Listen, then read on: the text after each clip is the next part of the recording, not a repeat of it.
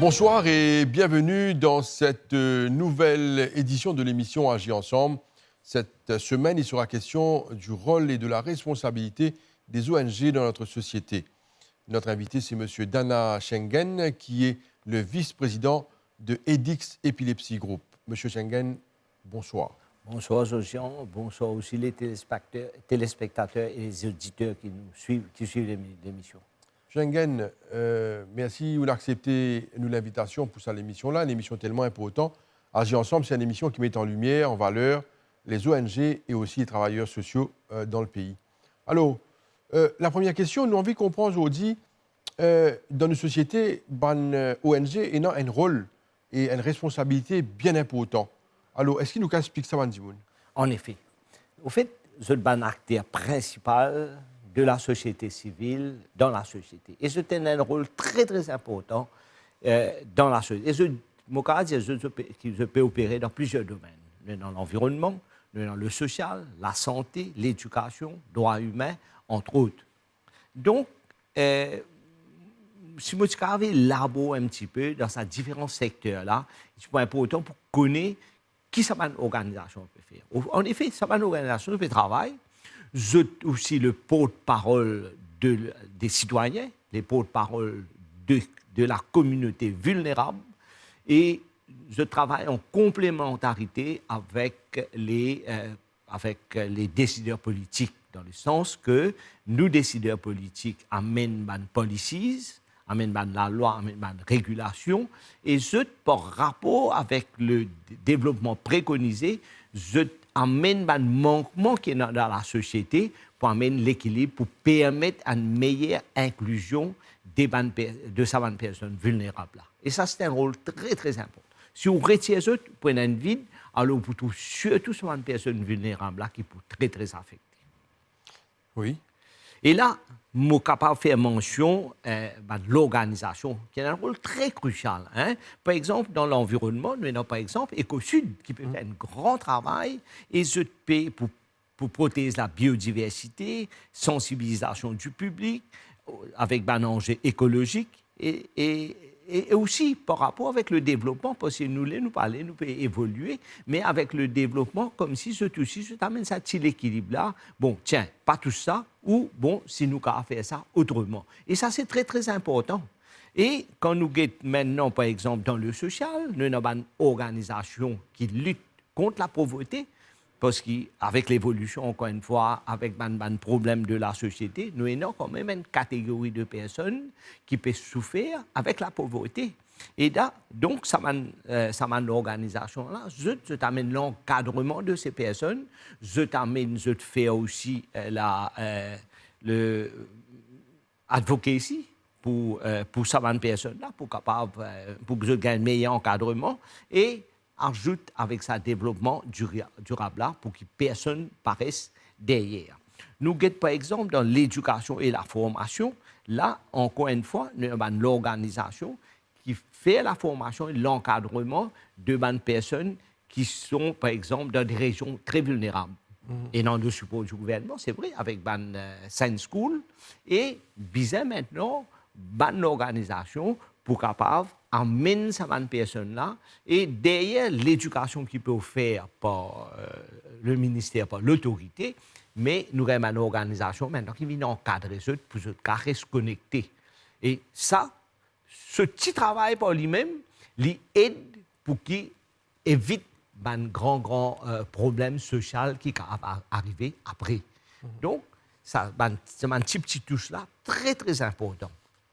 Nous avons une organisation qui m'a fait mention, par exemple, APIM peut faire un gros travail, Association pour les enfants inadaptés à Maurice. Et là, APIM, lui aussi, il fait l'encadrement, l'éducation de bonnes personnes. Nous avons, entre autres, nous avons Caritas aussi qui peut faire un grand travail encore dans la formation et l'encadrement. Nous avons Fraternité maternelle, c'est-à-dire FMMH, lui aussi, qui occupe bonnes personnes avec des handicaps. Nous avons Association pour les handicapés de Malherbe, un grand travail que je peux faire. Je tenais l'école en plus qui, pour les enfants à besoins spéciaux. Nous avons CEDEM qui aussi dans l'éducation pour les personnes qui sont très vulnérables. Maintenant, nous avons aussi une organisation qui occupe les personnes avec un handicap. Parce que c'est une personne qui peut vivre avec un handicap. Ce n'est pas dans le rôle d'un handicap. Donc, finalement, comme si aujourd'hui, je étais dans un handicap, ils amènent un encadrement pour eux. Et nous avons l'autisme de Maurice, nous avons ABDA, pour une personne qui peut souffrir pour un malentendant. Nous avons l'IG dans l'armée, lui aussi, qui occupe une personne aveugle. Nous avons la prime association pour les parents et réhabilitation des infirmes moteurs qui peut faire un grand... qui permet ce support dans l'éducation et l'encadrement. Ça va une personne, bien souvent, parfois, quand c'est un handicap, nous sommes capables de former autrement. Moi, je par exemple, dans la prime, et dans les enfants qui ont une faculté extraordinaire. Il y a une fille là-bas qui chante mieux qu'un professionnel. Je dois dire ça comme ça. Les escalines même capables, avec un soutien, support qui nous besoin du public, nous besoin de l'autorité, du secteur privé, pour capable de donner ce soutien-là, ça va une personne-là. Dans cet exercice de plaidoirie-là, ONG, à ce moment-là, il y a le rôle de petites ressources, de petites l'aide pour capable encadrer ces personnes-là. Voici directement l'État, pas pour qu'on ait des enfants, là directement, pas pour qu'on ait d'autres conditions, le secteur privé, pas pour qu'on ait des conditions de ces personnes-là. Donc, comme on a travaillé en collaboration avec une ONG, à ce moment-là, ça va une ONG qui connaît mieux le problème de la société, capable de permettre d'encadrer ces personnes-là. Et nous avons par exemple Mauritius Mental Health Association, mais nous avons aussi l'organisation qui travaille dans la biodiversité, par exemple, par rapport avec la sécurité alimentaire. Aujourd'hui, la sécurité alimentaire, l'autosuffisance alimentaire, il y a aussi un gros problème de la société. Nous avons par exemple Falcon, il fait beaucoup de plaidoiries, il fait la formation, l'encadrement, il même des pensions strictières, il est connecté avec la Chine, avec Beijing, il est connecté avec World Farmers Association, il réunit les fermiers pour faire la formation, l'encadrement avec une nouvelle technologie pour capable aider, comment dire, un boost-up, comment dire, l'agriculture et pour résoudre un problème de nourriture dans le... Schengen, nous continuons avec la liste après, mais dis-nous, Zodi, ça fait combien de temps qu'il ou même dans le social? On pose une question très, très intéressante. Je peux dire, moi, j'ai célébré mes 50 ans cette année-ci. Au fait, c'est vrai. Comme travailleur social? Comme travailleur social. On a commencé en 1974 et avec... dans ma région un petit peu défavorisée, comme quand on dit, là, quand on encadre une personne, on donne une leçon particulière gratuite. Après ça, on a évolué dans un petit groupe de jeunes littéraires, Village Council, District Council, ONG, Jeunes Hommes économiques. Et comme ça, finalement, jusqu'à moi, je suis président aussi de Marcos, que nous amène beaucoup d'encadrement et la formation pour les ONG et aussi surtout les personnes qui sont très vulnérables. Mais moi, mon attention plus particulière, c'est surtout pour une personne qui souffre avec un handicap. Et là, quand moi associé moi avec EDIX Epilepsy Group, là-bas, nous avons une personne qui souffre avec un problème d'épilepsie et neurologique. Nous avons l'occasion de cause EDIX Epilepsy Group après dans la Schengen, mais pour l'heure, nous cause sa évolution qui finit au fil des années dans sa secteur des ONG. Finalement, depuis les années 70 à ce jour, il y a une grande évolution. Alors, comment on vit cette évolution-là? Aujourd'hui, nous peut cause technologie, nous peut cause AI, nous peut cause tellement de changements qu'il y a eu. Alors, comment on vit ce changement-là? Une question très, très intéressante. Bien souvent, mon les bons qui nous fait ressortir, bien souvent, parfois, avec un certain mindset.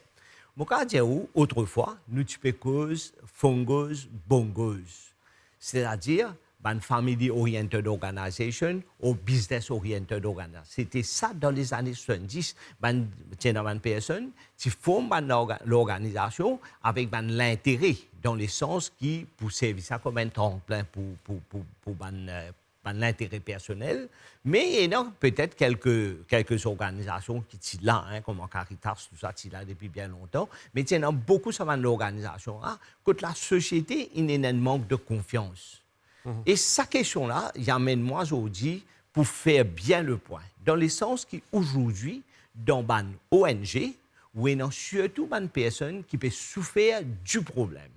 C'est-à-dire où il y a des parents qui sont dans d'autres familles qui peuvent souffrir. Par exemple, dans EDIX, où il y a surtout des parents qui ont des enfants qui peuvent souffrir avec épilepsie, où il y a, par exemple, où il y a des personnes même qui peuvent souffrir d'épilepsie pour gagner ça, l'encadrement, ça soutien là.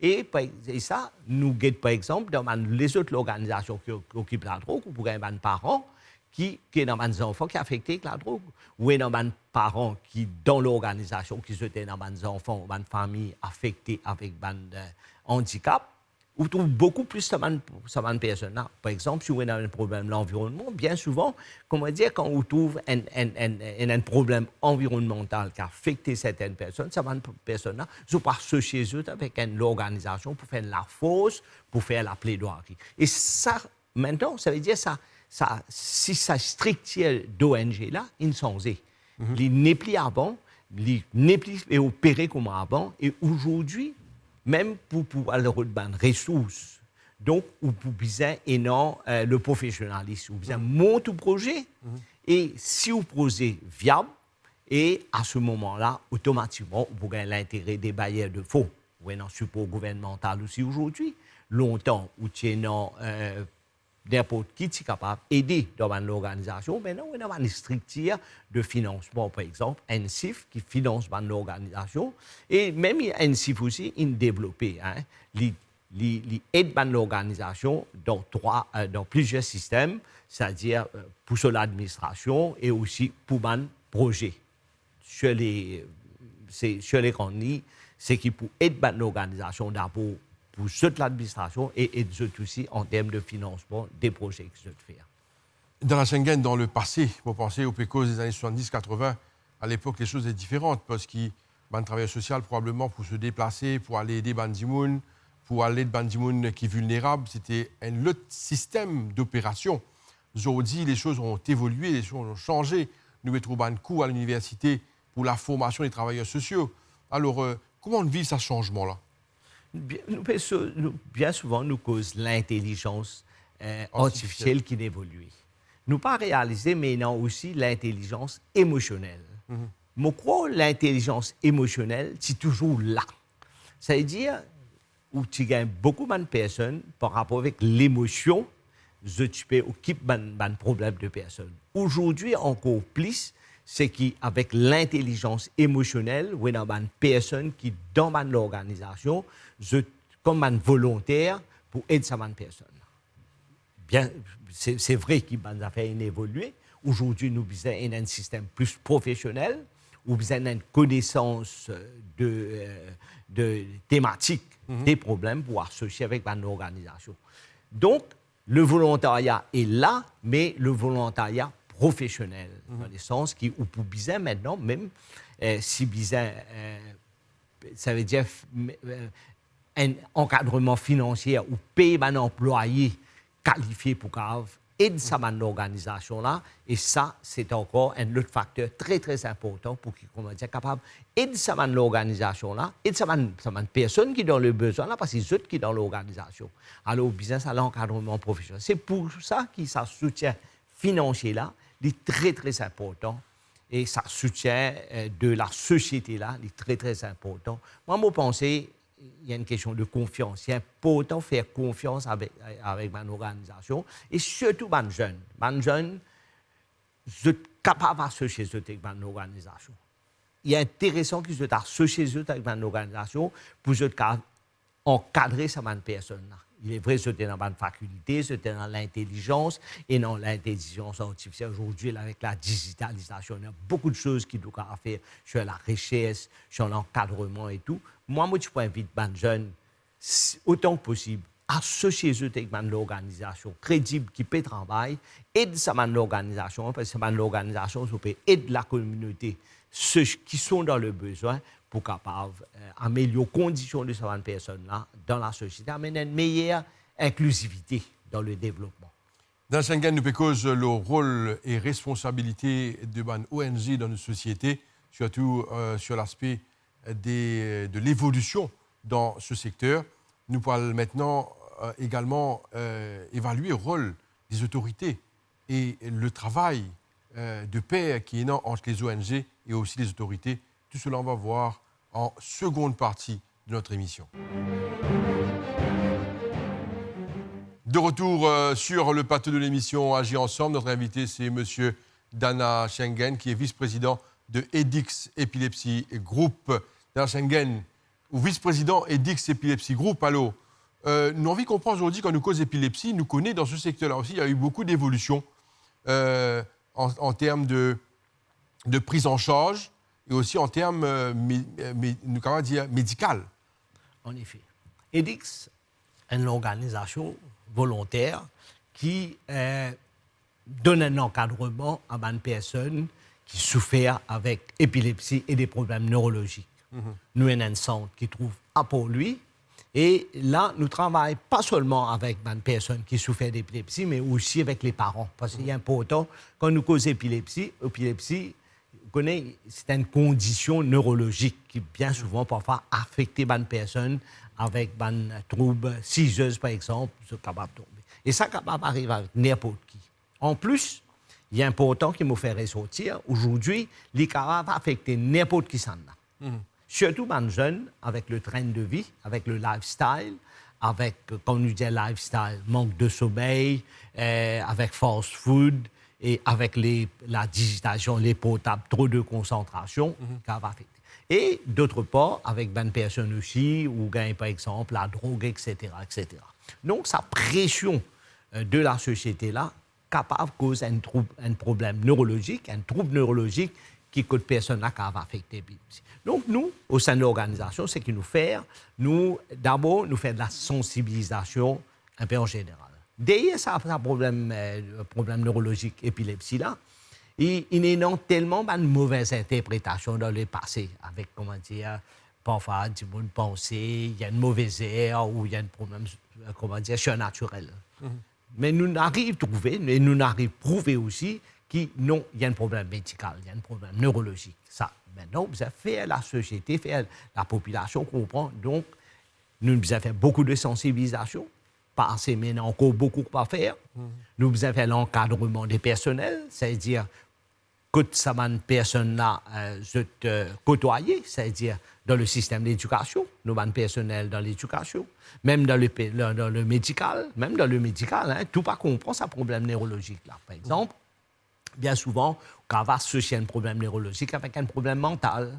Et là, bien souvent... C'est différent. C'est différent. Hein? Parce qu'il faudrait bien comprendre ce problème neurologique là.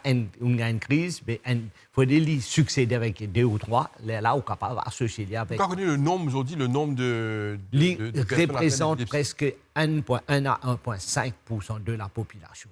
OK, nous avons dire à peu près 100 000 personnes dans Maurice? Capable Okay. à nous dire, oui, capable. Okay. Et maintenant, bien souvent, c'est ce qui est arrivé, surtout la stigmatisation derrière. Si dans la famille, où il y a une personne qui est affectée avec un problème neurologique ou épilepsie, ou même avec l'autisme, alors la famille paie pour révéler ça, laisse empêcher ces enfants-là fréquentent ce pire groupe dans la société. Et là, il y a encore pire, là. C'est-à-dire qu'il y a une seule to injury. Parce que ça m'a personne là, je besoin de l'encadrement, je besoin d'un encadrement social, je besoin de voler plus ou ferme, je tout cloisonner, les rendre problèmes de santé plus difficiles. Dans l'éducation aussi, bien souvent, parfois, l'encadrement dans la classe est très important. D'autre part, pour gagner l'emploi, maintenant, nous faisons de la plaidoirie pour capable donner l'encadrement de ces personnes, même si c'est pour les petites et moyennes entreprises, tu peux faire un petit. Parce que ça m'a une personne. 70% des personnes qui sont affectées avec épilepsie, sont des personnes qui sont capables de vivre une vie normale, avec un bon soin médical. Bon médicament approprié et discipline. La personne qui est épileptique et qui prend ce médicament, est bien encadrée. Est-ce que sa personne a fait des crises? Oui, il est capable de vivre sur la vie normale. Il a fait une crise? S'il prend ce médicament? Oui, il est capable d'éviter une crise. Ça veut dire, dans le premier temps, il est capable d'éviter une crise s'il est bien discipliné et s'il prend ce médicament approprié, excepté qu'il dans certains cas, comment dire, acute cases, là, si, comment dire, on appelle ça le grand mal, quand il est affecté, là, la ligne vient, comment dire, un petit peu dans sa catégorie, un petit peu avec des handicaps. Mais 70%, mais qui fait nous pas de nous autres la chance intégrée dans la société. Qui fait nous pas de nous autres la chance vivre comme tous les autres dans la société. Parce qu'il y a un professionnel qui est affecté avec épilepsie, mais qui évolue professionnellement. Donc, c'est pour ça que l'encadrement du public est très, très important. L'encadrement des décideurs, très, très important. Parce qu'ils nous besoin eux pour capable aider nous pour encadrer ces personnes. Dans le sens, par exemple, à Maurice est petit. Il est vrai qu'il nous pas pour gagner autant de médecins spécialisés dans la neurologie, parce qu'il par rapport avec le nombre des patients. Mais, par exemple, nous avons aidé dans la formation et l'encadrement. Un professionnel qui est capable de donner la formation et l'encadrement de certaines personnes dans le médical là, pour être capable de donner soins qui visent et détecter une personne qui est affectée avec un problème neurologique. C'est ça qu'ils nous demandent. Nous demandons, comment dire, une mesure appropriée pour combler les manquements. Nous demandons à ce qui nous gagnent un médicament approprié. Ça aussi, ou bien. Donc, quand on dit un médicament approprié, ça veut dire quoi, premièrement? Et est-ce que les médicaments sont disponibles dans les hôpitaux, ban de traitement, ou ça, ban bizarre, c'est des autres médicaments? Oui, non, ban de médicaments dans les hôpitaux. Mais bien souvent, ça qui m'ont dit que c'est un médicament approprié.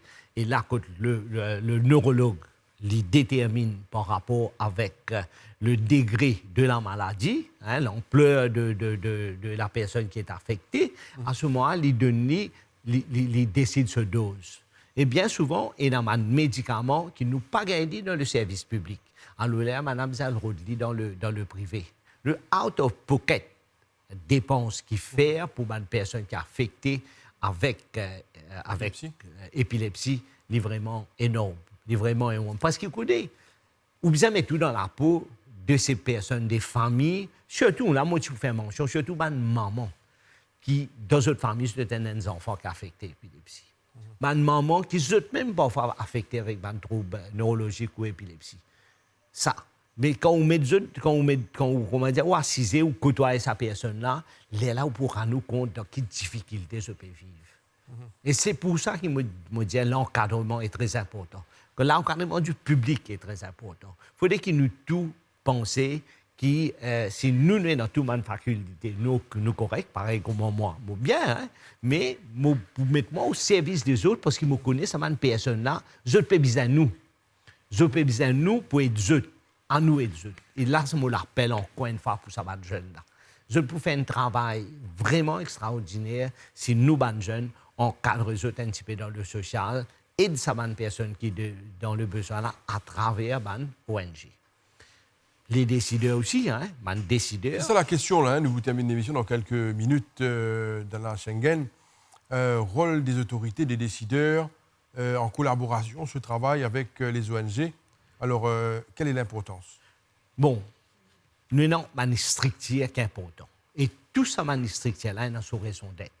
Nous avons une structure gouvernementale qui est bizarre, un décideur qui prend une décision d'ordre général, national, et par rapport avec un problème que la population peut faire face. Nous avons le secteur privé qui occupe le développement économique pour aider l'emploi. Maintenant, nous sommes dans le secteur du social, qui nous appelle la société civile. Dans la société civile, nous avons plusieurs groupes, dans plusieurs secteurs, pour défendre l'intérêt de personnes qui peuvent faire de la plaidoirie thématique, à tous les niveaux. Sur les droits humains, qu'on va nous faire mentionner, l'environnement, etc., la santé, etc. Maintenant, ça, une ONG qui forme partie dans la société civile, je connais les problèmes de la communauté. Parce que je sorti dans la communauté, je peux vivre dans la communauté.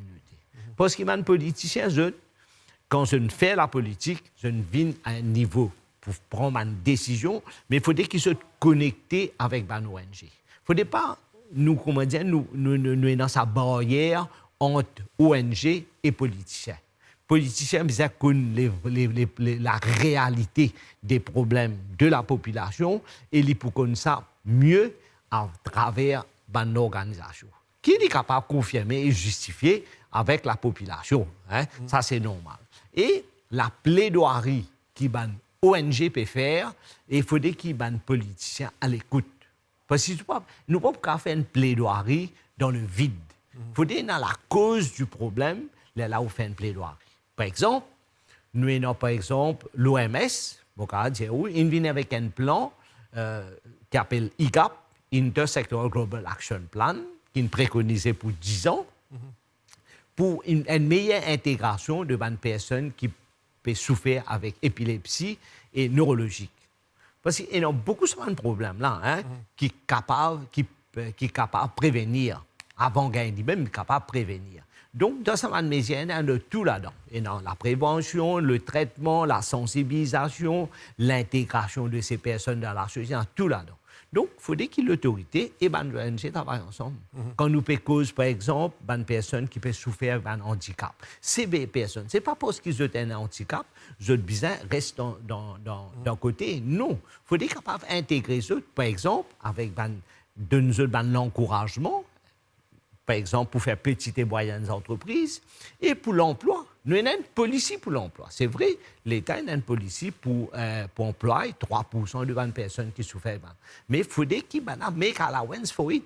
Il faudrait qu'il y ait un secteur privé, je trouve moyen d'employer des personnes qui souffrent d'un handicap. Non, Schengen, nous terminons sa dernière question-là. Aujourd'hui, nous trouvons un sérieux problème de drogue dans nos sociétés, surtout une drogue de synthèse. Est-ce que ça a une répercussion de la santé des bandimouns, surtout ça a fait des gens qui atteignent d'épilepsie? Certainement. Parce qu'il y a un trouble neurologique, là, hein, mental. Et il est important. Moi, je pense que la drogue est un gros problème. La drogue a commencé quelque part, mais il faut travailler avec la société civile. Comme vous dites, la société civile, il faut prendre tout en considération, là, hein? Pas seulement les ONG. Les ONG, oui, mais aussi, par exemple, les Parent Teachers Association, les Village Council, parce qu'ils sont dans l'endroit, dans la proximité, ils connaissent l'area. Et il faudrait qu'il y ait une table d'écoute dans toute la région. Et ça, il faudrait qu'il répondent.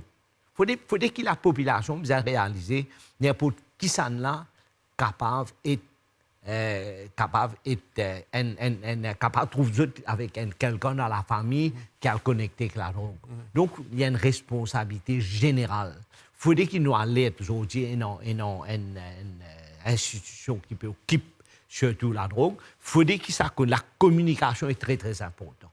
Donc, la communication promène la sensibilisation pour être dans la prévention en même temps. Et la drogue, bien capable d'éliminer dans ce pays-là parce qu'il cause beaucoup de problèmes de société. Vraiment beaucoup de problèmes de déchirement dans la société, problèmes de santé, même pour le développement, il est vraiment un gros problème. Schengen, nous arrivons à la fin de l'émission. Nous remercions beaucoup pour votre présence sur ce plateau. Certainement, rendez-vous est pris pour une prochaine fois. Merci beaucoup aux gens, merci beaucoup les auditeurs et les téléspectateurs. J'espère une émission comme ça, des pots de fruits et qui nous tout prend conscience de problèmes qui peuvent faire face à la société et nous gagnons surtout le support du public et le support de l'autorité pour capable aider le fonctionnement de sa structure-là. Parce que nous, volontaires, nous pouvons mettre au service des autres pour avoir une meilleure inclusion dans le développement économique et social du pays. Monsieur Schengen, merci beaucoup. Merci, Sergio. Nous sommes arrivés à la fin de l'émission Agir ensemble pour cette semaine. Merci à vous de nous suivre. Restez fidèles et branchés sur les chaînes de la MBC. Bonne soirée à vous. Au revoir.